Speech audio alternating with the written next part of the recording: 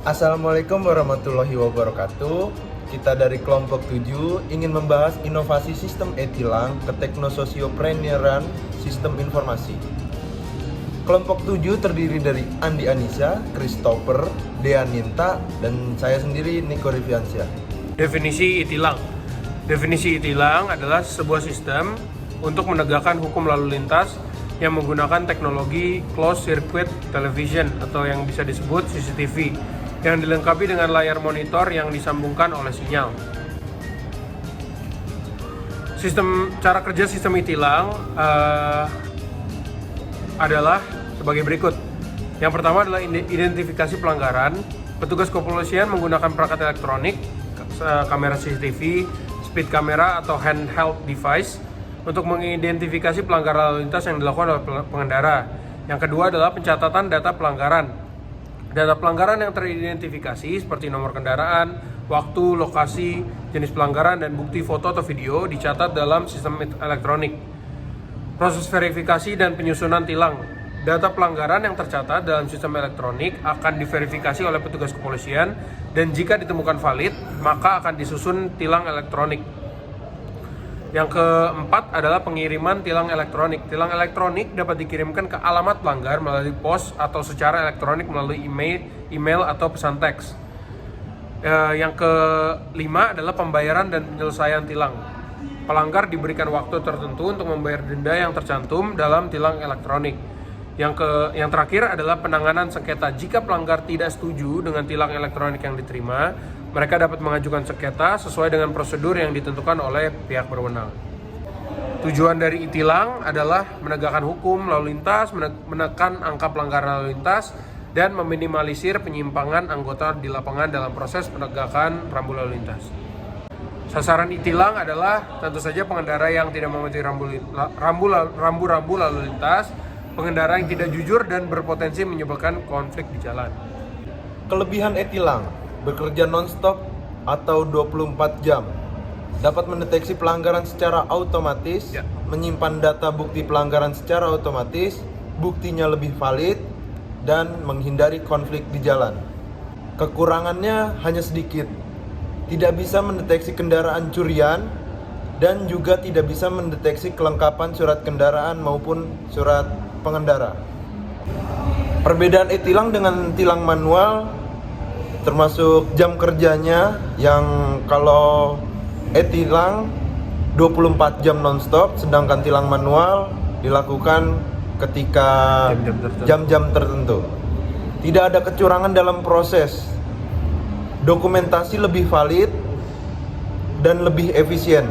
Jenis-jenis pelanggaran yang pertama adalah tidak menggunakan helm saat berkendara motor. Yang kedua adalah melanggar rambu-rambu lalu lintas seperti tidak mengikuti arah jalan, melanggar batas kecepatan, dan sebagainya. Yang ketiga adalah tidak memiliki surat-surat kendaraan seperti STNK dan SIM.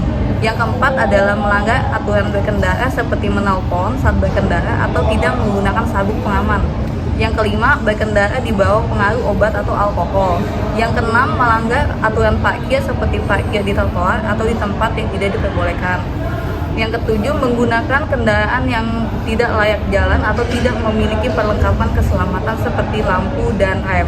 Yang kedelapan adalah membuang sampah dari kendaraan di jalan raya. Lokasi e-tilang di Jakarta. Saya tidak memiliki informasi real time mengenai lokasi e-tilang di Jakarta karena informasi tersebut dapat berubah seiringnya waktu. Namun, biasanya e-tilang itu dapat dilakukan di beberapa lokasi.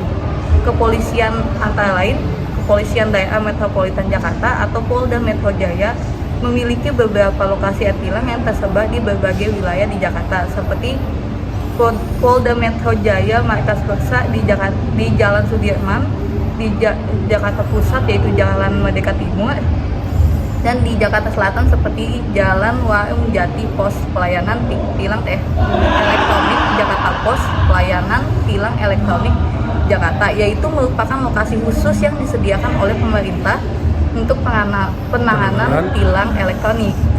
Pengembangan. Gunakan komponen kamera CCTV yang lebih canggih, lokasi diperbesar hingga masuk ke dalam daerah, larangan melakukan tilang manual untuk menghindari segala kecurangan, memperketat sistem ganjil genap untuk menghindari penumpukan kendaraan yang dapat dimanfaatkan pengendara lain untuk menutup plat nomor. Dan yang kelima, memperbesar sanksi hukum bagi pelanggar. Inovasi yang kami harapkan ditambahkan pada tilang elektronik adalah membuat sistem untuk mengirimkan bukti tilang elektronik kepada nomor WhatsApp si pelanggar lalu lintas, karena sejauh ini tilang elektronik itu masih mengirimkan bukti dan denda via surat ke rumah pengendara. Tujuan melakukan pengembangan sistem yaitu mempermudah masyarakat mengetahui pelanggaran yang mereka lakukan. Yang pertama yaitu mempercepat proses penindakan pelanggaran lalu lintas dengan memanfaatkan teknologi informasi dan komunikasi. Yang kedua, meningkatkan transparansi dan akuntabilitas proses penindakan pelanggaran lalu lintas. Yang ketiga, memperbaiki sistem pengawasan dan penegakan hukum lalu lintas di Indonesia. Yang keempat, mendorong kepatuhan masyarakat terhadap aturan-aturan lalu lintas yang ada. Yang kelima, memudahkan masyarakat dalam membayar denda pelanggaran lalu lintas secara online. Yang keenam, membantu petugas kepolisian dalam melakukan tugas penindakan pelanggaran lalu lintas dengan lebih efektif dan efisien. Dan yang terakhir, mengurangi peluang korupsi dan pungutan liar dalam proses penindakan pelanggaran lalu lintas. Sekian dari kelompok 7, kurang lebihnya mohon maaf. Assalamualaikum warahmatullahi wabarakatuh. Waalaikumsalam. Bye-bye.